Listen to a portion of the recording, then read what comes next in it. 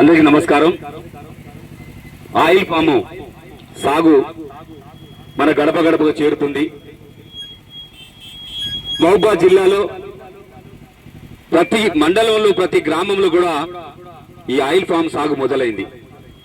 అంటే oil form కు చేకొట్టే రోజులు మనందరం కూడా దగ్గరలో ఉన్నాయి.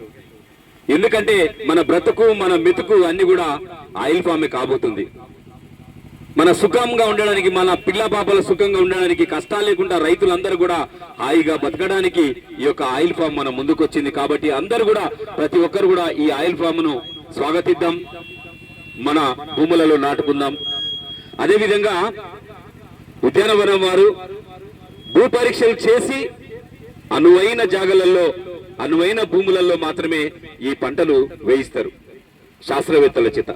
కాబట్టి ఇదంతా కూడా గమనించాలి. తప్పనిసరిగా ప్రతి ఒక్కరు కూడా ఈ యొక్క సదవకాశాన్ని వినియోగించుకోవాలి.